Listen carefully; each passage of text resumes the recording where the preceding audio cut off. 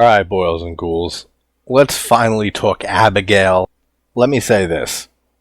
I watched this movie, I don't know, the day it came out in theaters, the day after. And my short feelings on this is I think it's a good movie. I think it's a fun watch. But it does not deserve anywhere near the praise and the hype that this film is getting. Now, we have a great cast in here. We have Dan Stevens, who I just said in my last Kills video. We had a whole thing of The Guest in there. The Guest is a favorite film of mine from that decade. And Dan Stevens' performance in that movie is absolutely mind-blowing and just splendid to watch every single rewatch. We have Giancarlo Esposito, who's not in this much. He's the guy who kind of puts this whole plan into motion, which we'll get to the plot. But ever since Breaking Bad, which is one of my favorite dramas of all time, he really blew up and has been getting so many roles, and not even just movies and television, but video games. He was in Far Cry 6 as the main antagonist.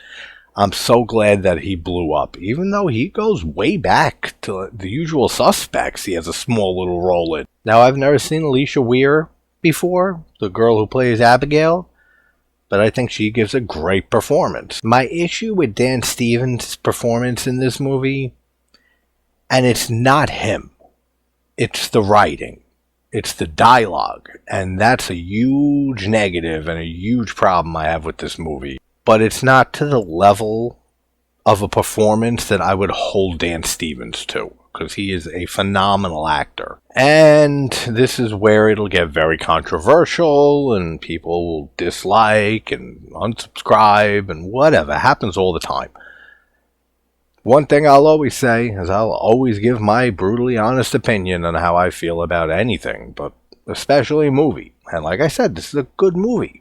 It's fun. This is directed by one of the guys, I forget his name, from Radio Silence, who did Ready or Not, did the last 2 Scream films. Now, for people who don't know me or the channel, I despise the Scream franchise. There's some good stuff in the original. Aside from that, I can't stand anything to do with that series. I've always thought Neve Campbell is just a fine actress. She's not a great actress or anything like that. She can lead a film, and that's good. That's a good actress. Marissa Barrera, I'm sorry, I don't know what the hell people see in her. And I think a lot of the reason that this movie blew up at the box office and is doing as well as it's doing, and it's getting the praise that it's getting, I'm not saying all of it has to do with this, but a lot of the Scream community and the Scream fans flocked to this movie because of Marissa Barrera, and especially all the controversy. And I mean, good for her. I don't know the whole story, but I know that something she stood up for, her beliefs, and she ended up getting fired from Scream 7. She's not going to be in it, which I couldn't give less of a shit. But remember what I just said about how I feel about Neve? I don't think Barrera's anything of an actress. I'm sorry. Her expressions, her whole demeanor and everything I've seen her in, her delivery of lines, she's not a good actress in my opinion. And I shouldn't have to state that. This is my channel. Of course it's my opinion. And I can always respect other people's opinions. Only problem is, a lot of people can't do the same thing. But yeah, it's just something I'll never get. I don't think she's a good actress at all. She didn't do anything for me in Scream 6 and 5. Jenna Ortega, I adore. I think she's a phenomenal actress. I've loved her since I first saw her on the Netflix series You in season 2. And I said, I hope that this girl gets big projects in the future because she's a damn good actress. And she was pretty young in that. And then she got X, and then she got Scream, which is great for her.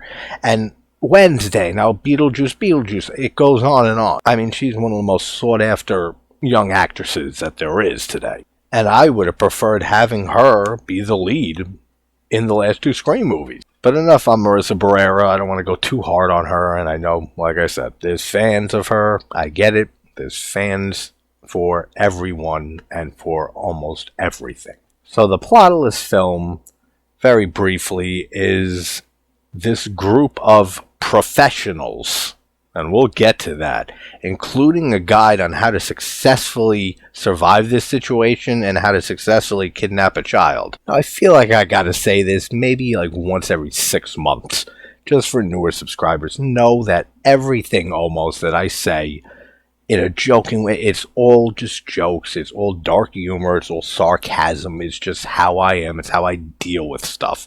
I think a lot of us in the horror community have a dark sense of humor.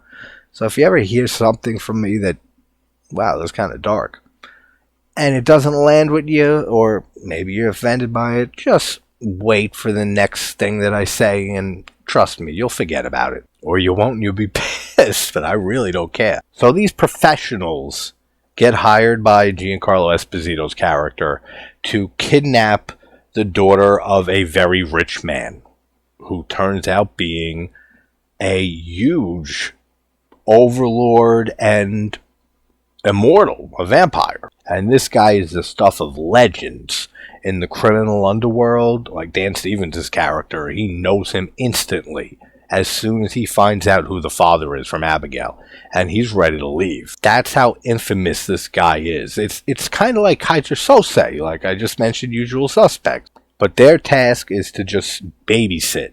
That's all they gotta do, is babysit this 10-year-old, I think she is, something like that, for 24 hours. And then they all get paid. I forget what they say. It's something, a few million, $7 million, something like that. Which, let's break down the crew here. We have Dean, who's a complete burnout, and Joey, Marissa Barrera's character, when she does that whole, reading of everybody and sizing them up, exactly who they are and what they do, their background, and she's pretty spot on all of it. She says that you're not a professional. Then we have the rich girl, who's a hacker, and she doesn't want to get her hands dirty, and she feels like what she's doing is less evil than killing people or kidnapping people, which is involved in this kidnapping. First thing you do to survive a kidnapping, kill both those people. Kill them instantly, especially the burnout. I mean, you look at this guy, he looks like somebody who's on the streets of Harlem trying to buy crack rocks at 3 in the morning in New York City with the pants below his ass. This guy is not a professional, just from one glance at him and the way he talks, everything. And you can't do a job like this with someone like that. So immediate bullet to the head for him. Then you got that hacker girl. Got to kill her too. Because the first sign of trouble in a job like this, if she gets caught or pinched by the police, the FBI, anything like that, she is singing like a canary. Are you serious? That girl who comes from money, who's just like a trust fund kid, she will give up anyone, especially if she can ID anybody else, and she can ID everybody. So yeah, bullet for her too. Then you got Peter. Funny character, he's like the comedic relief in this movie. And he's the muscle. He is a professional, though.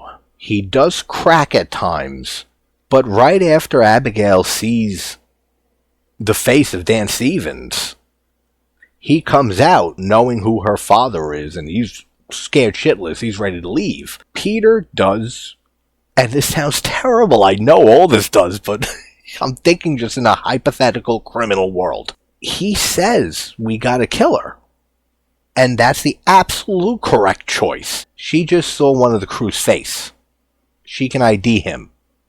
And if he flips, he doesn't seem like the one, Dan Stevens' character, who would flip. But you never know. When you dangle any type of deal in front of somebody, 99.9% of people are going to take that fucking deal. But Peter does show a little bit of professionalism when he says, that's what we got to do. Like, it sucks, but that's what we have to do for our own survival. Then you got Joey.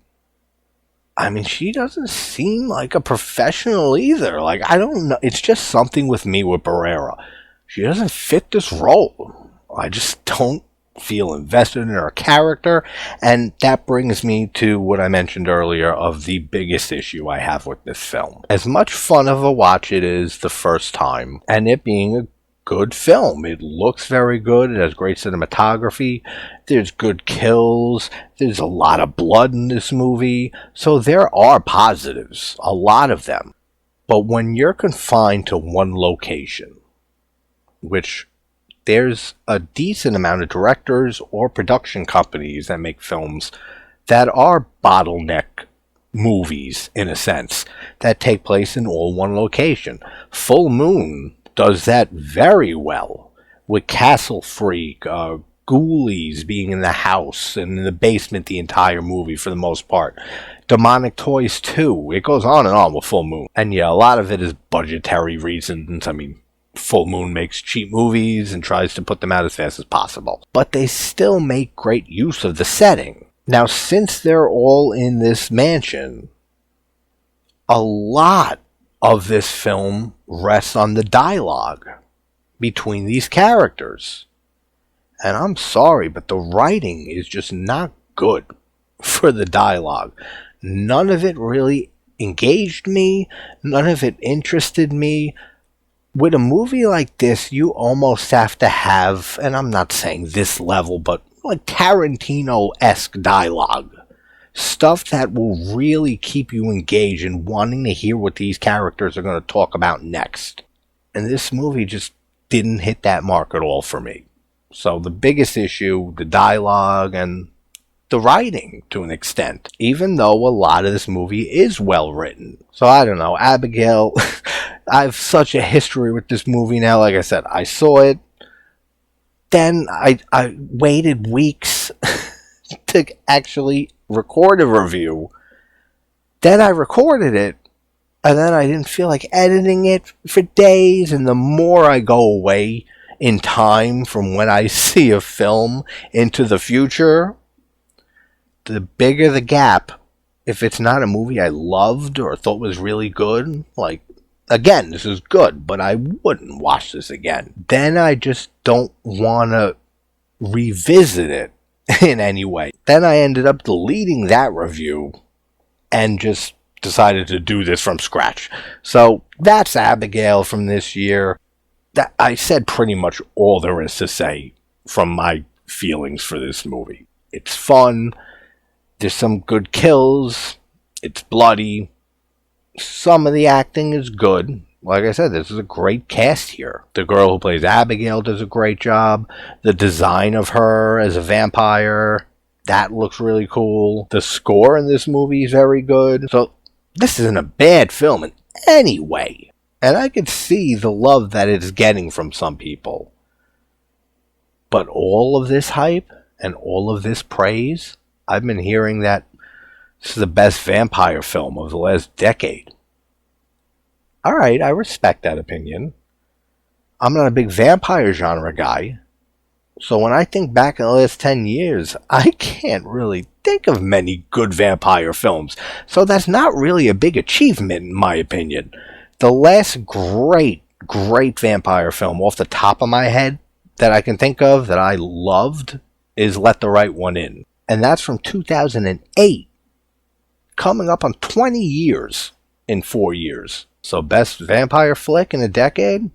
Sure, I guess. Alright guys, there's still a few backlog reviews that I gotta do. Winnie the Pooh, Blood and Honey 2, Older Gods, an indie Lovecraftian film I was sent from the distributors, and The First Omen. I still haven't seen Immaculate, so that's one that's been on the list, and I just have to get around to watching it. I do want to do a full spoiler discussion on Lowlifes, the Tubi original that I've been posting a lot about, and did a little 60-second spoiler-free, you can't not spoil this movie. Some of you have heard me mention it, and some of you have heard me recommend it to you guys personally.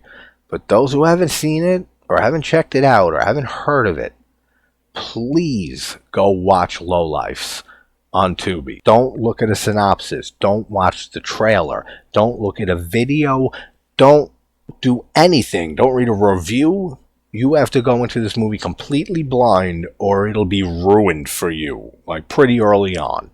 So, Lowlifes on Tubi, and like I said a few times in the last few weeks, for a Tubi original, there are a few that I've enjoyed. I don't know how Tubi stole this film from every other streaming service, because that film for a Tubi original is excellent. It might be the best screenplay of a film I've seen all year. And yeah, it sounds ridiculous, but give it a watch, and you'll see what I mean. Alright, everybody. Hope everyone's having a great morning, afternoon, or night, and I will talk to you all soon. Take care, everybody. Then you got the hacker. Then you got the hacker. You gotta kill that bitch. Then you got that hacking. Then you got that girl who's a hack